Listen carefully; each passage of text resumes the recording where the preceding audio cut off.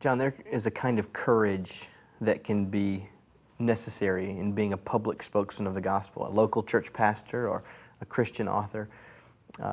Early on in your pastorate at Bethlehem, you received a death threat at one point. Would you want to tell us about that and any principles of courage for pastors in the line of work? Yeah. Before I tell that story, courage is needed every day because I think compromises in the ministry don't mainly come when we cave under a death threat. My guess is most pastors aren't going to cave under a death threat. They're going to cave under the criticism from some good elder. And so the courage that's needed for steady state ministry is courage in relationships where almost everybody around you seems to want you to alter your conviction for the sake of something that seems good, and you don't think you should do it, and so you need to have courage to follow through. And so I don't want to give the impression that the only time courage is needed is when there's some kind of extraordinary danger to your family or to your body.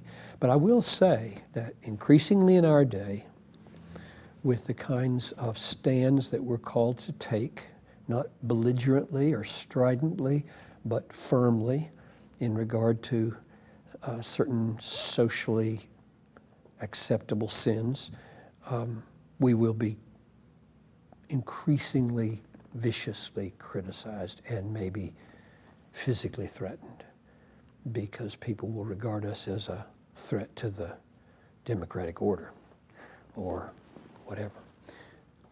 When that happens, then we need to call on some pretty clear texts in the New Testament. But for me, there have been these several times where the one that you're referring to, that I've referred to before, this was my first 3 years, I think, because I was living at the Yellow House. And I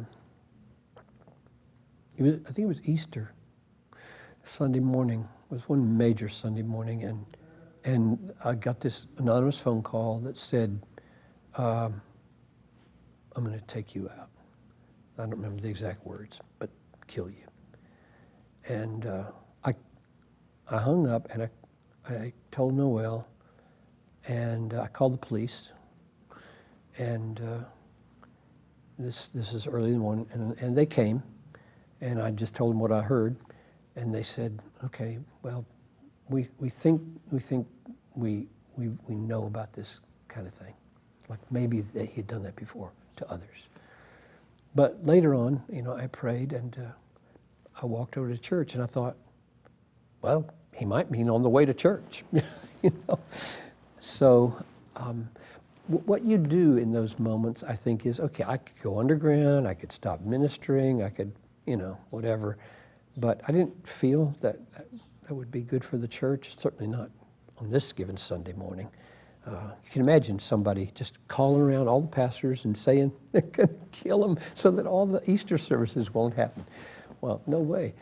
So you go to a text like Matthew 10, where Jesus says, don't fear those who kill the body, and after that have nothing they can do. Fear him who can cast both soul and body into hell. Yes, I tell you, fear him. And then he goes further, and he says, Aren't 2 sparrows sold for a penny, and not one of them falls to the ground apart from your Father?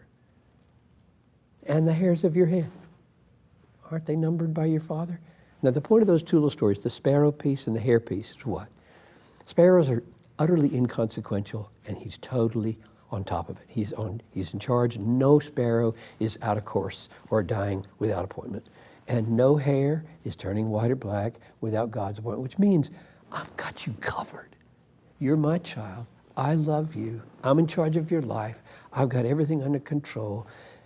Stand on the housetops, same context, stand on the housetops and say what needs to be said, because it's all going to be revealed in the end anyway, and all those critics will be brought to light, and you will be vindicated, and they will be judged, and so keep serving me. So that's just one little text, and there's just so many more. If you need a default text, Romans 8 is always default, where he says, We are being killed all day long. We are counted as sheep to be slaughtered. No, in all these things we are more than conquerors through him who loved us. Which means, yeah, he might take you out.